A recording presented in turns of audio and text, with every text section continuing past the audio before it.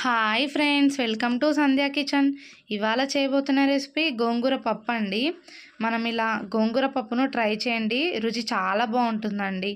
ముందుగా మనం ఒక 3 కట్టల గోంగూరను తీసుకొని ఇలా కట్ చేసుకొని పెట్టుకోవాలండి. ఇలా శుభ్రం చేసుకొని ఒక మెంతం కూర కట్ట, ఒక కొత్తిమీర కట్ట, పచ్చిమిరపకాయలు ఒక 20 దాకా తీసుకోండి. ఒక కప్పు కందిపప్పు, ఒక కుక్కర్ని తీసుకొని ఒక కప్పు కందిపప్పు, అదే కప్పుతో హాఫ్ కప్పు శనగపప్పు పోసుకొని శుభ్రం చేసుకొని పెట్టుకోవాలండి. ఇలా మనం శుభ్రం చేసుకున్న తర్వాత మనము శుభ్రం చేసుకున్న గోంగూరను వేసుకోవాలండి. గోంగూరను వేసుకొని దాంట్లోకి మెంతి కూరను వేసుకోవాలి, కొత్తిమీరను కూడా వేసుకోవాలి. పచ్చిమిర్చిని మనం ఇలా కొంచెం ఇట్లా చేయితో కొంచెం విడుచుకోవాలండి. ఇలా కట్ చేసుకోవాలి. ఒక 20 దాకా పడతాయండి, ఎందుకంటే మరీ చప్పగా ఉంటే బాగుండదు, కొంచెం కారంగా ఉంటేనే పప్పు బాగుంటుందండి.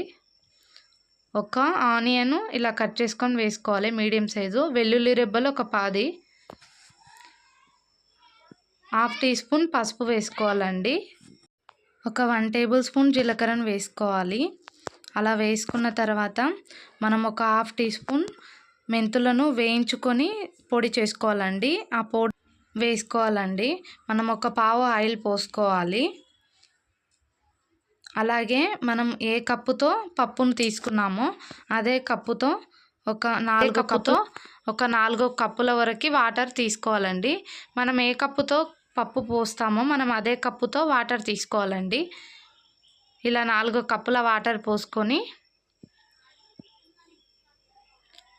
కుక్కర్ మూతను పెట్టుకొని మనం స్టవ్ వెలిగించుకొని స్టవ్ పై పెట్టుకోవాలండి.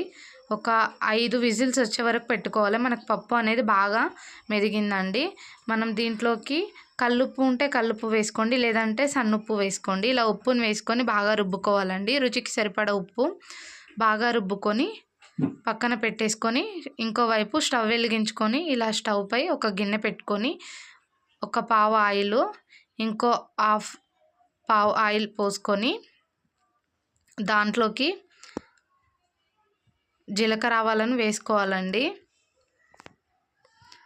2 కరివేపాకు రెమ్మలు శుభ్రం చేసుకొని వేసుకోవాలండి.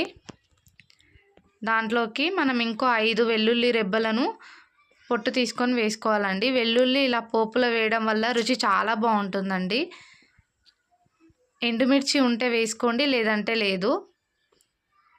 ఫ్రెండ్స్, ఇలా వేసుకొని మనం బాగా వేగిన తర్వాత మనం పప్పును ఇందులో వేసుకొని ఒక 5 నిమిషాల పాటు లో ఫ్లేమ్లో బాగా మగ్గనివ్వాలి. మనకి గోంగూర పప్పు అనేది రెడీ అయిపోతుందండి. మనకి పోపు బాగా వేగింది. ఇలా ట్రై చేయండి ఫ్రెండ్స్, టేస్ట్ చాలా బాగుంటుందండి. మీరు ఫస్ట్ టైం చేసే వాళ్ళైనా ఇలా ఈజీగా చేయొచ్చండి, బ్యాచిలర్స్ అయినా ఇలా ట్రై చేయండి, టేస్ట్ చాలా బాగుంటుందండి. ప్లీజ్ ఫ్రెండ్స్, ఫస్ట్ టైం నా ఛానల్ చూసే వాళ్ళైతే లైక్ చేయండి, షేర్ చేయండి,